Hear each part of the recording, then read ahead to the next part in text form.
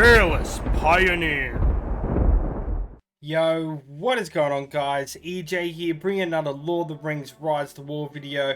Today, guys, I have a huge breakdown about the new video that's just been released from the devs, but there is a bit of a secret to it if you didn't know. It's not just the one video that goes for a minute. It is broken down to like 3-4 videos. If you go to the end, you go to another video, then another one, and there's a lot more information than you think. It's a bit of like a trick, like, you know that movie, I'm trying to think what it's called, there's like that roller coaster in it, and like when like people happen and you can choose and stuff like that, Final Destination or something, I think it's called, something along the lines like that. It kind of works like that, where you can pick where you want to go and it tells you all the information. Well, if you haven't done that, you're in the right place, because I have got all the information from all those videos into the one video here and breaking it down, and we're going to be learning an absolute ton today about the new season. It's going to be super quick, easy, and to the point, so let's get into it, and yeah, you guys will understand it super easily. So, from the image that you would have seen on the screen from the start of the video, this is going to be the new map that we're looking at right now for season 6, and we're going to be broken up into these main regions. Now there is 9 regions, or 8 including Ammon, which is where the ring is going to be located. Now when you first get into the game, there is going to be no factions. It's all kingdom based, so you're going to be able to choose. You go in a bag end, you make your teams like normal, and then once you get into that server, you're able to pick where you want to spawn in one of these 8 regions, except for the ring one, which makes the 9th. So, if you wanted to spawn up in Eredor, for example, you would pick there. But the thing is, anyone can spawn in these locations, as we can now see if I show you on my screen here. We have the information here. It shows that the keeps are going to be more spread out. They're not going to be closer to each other on spawn, but people can start in the same section, so you could be good here and have an evil keep just across the field from you guys. So just because you pick that section of where you want to start doesn't mean that a fellow rivals down the track or even evil side could pick there. But it's going to be an all-out war, to say the same. Yeah, you will understand more as we get further in depth in this video. It might sound a little bit confusing, but with all the information coming, it's going to be an absolute breeze, guys. So the next thing here, it's going to be broken up into 90 sections. So there is 90 different zones on this map. So first off, you've got those regions that we talked about, and in those regions, it's broken up into 90 of these zones.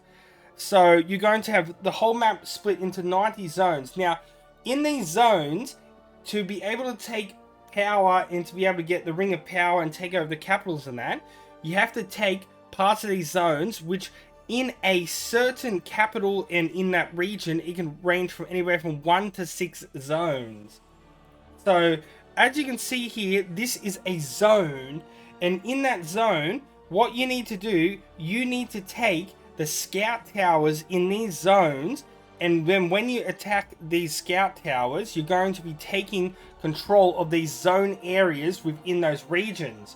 Then, to be able to make a kingdom, after you've taken the scout towers, you then have to take the capital in that region, guys. So, I'm going to show you the capitals now. So this is going to be the capitals. There is 8 of them. 9 including Dol Guldur, which is going to be the super powerful, the main objective in the game. So, as you can see, we have way up there, we have Enuminus, Kindland, Dol Guldur, we have Orthanc, Osgiliath, Dol Amroth, UMBAR, HARADBAD, which are down in the new sections of the map, which we will talk about in just a moment. And we have Ortog up there. So these are going to be like your main capitals, guys, where the Ring of Power is. But in these 90 sections, there is going to be not only scout towers, but there's also going to be like your normal like control points. Like for example, if we're up in this section, like up in Enuminus section, you're going to have things like the Shire, Grey Havens and stuff.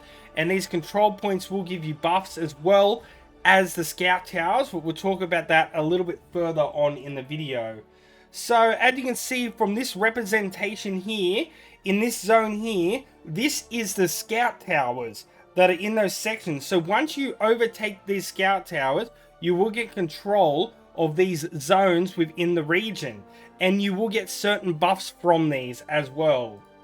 So as you can see here, this is a scout tower buff. So once you've taken this scout tower and taken control of this zone in the region, it's going to give you a buff. For example, this one here, it gives land tiles durability plus 30%. So each scout tower and each zone in the regions is going to give you different buffs. Now this is also going to be the same for the capitals. So when you take a capital, you're going to get things like full control buffs. So in order, once you've taken your scout towers, then you need to work on getting the capitals in there. And with the capital, once you get there, you're going to get things like plus 200% reposition speed and plus 50% reinforcement and march speed. Now, when you control an entire region where you've taken all of the scouting towers and the capital, and then it becomes, and you start a kingdom, you're going to get things like a function which includes relocation and long march unlocked, guys. Now, we'll show you a quick look at some of the new sections here. So in the Harad section, we have the new capital of HARADBAD. You can see examples of 1,000 power per hour there. It's going to have a siege of 40 million with level 48 defenders with 40 of those. Now, there's going to be other sections here, which we can see just past HARADBAD. This is going to be Khan and stuff, and this is going to be all new kinds of sections of the map as well. It's going to be a little bit different detailed, so it's going to be very interesting out there as well. And last, guys, we've got UMBAR, which is going to be located in this cove in the coast of UMBAR, and it's going to be the new capital, and it's going to be pretty much exactly the same, of 40 million siege, level 48 with 40 armies protecting it right next to HARADBAD. So with that information said, I'm just going to do a quick little recap and put it all together so you can completely understand. So when you first go in, you're going to have those 8 main regions. You get to choose which region you want to start with. But that does not mean that good or evil could be next to each other, but it's going to be an all-out war. There's going to be no factions whatsoever. In those 8 regions, it's going to be broken down into 90 zones. And in those zones, you're going to have things like the scout towers, your normal little control points, and your capitals. Now, the scout towers are going to give you the certain buffs. And once you've taken the scout towers and taken ability of those regions or zones, then you want to take the capital. And once you've gotten that capital for the entire zone, let's say in that region there's 6 zones that you need to take before you can make it into a kingdom, which you obviously need to take one of the main capitals for the ring, like a Numinous, for example. Once you've taken that, then your leader of the fellowship will be able to make it into a kingdom. So that's basically how that's going to work, guys. And we showed the buffs and everything. We're going to have the new sections down on the map, so it's going to be very interesting there, guys. So basically, that's all the information from all the videos jam-packed.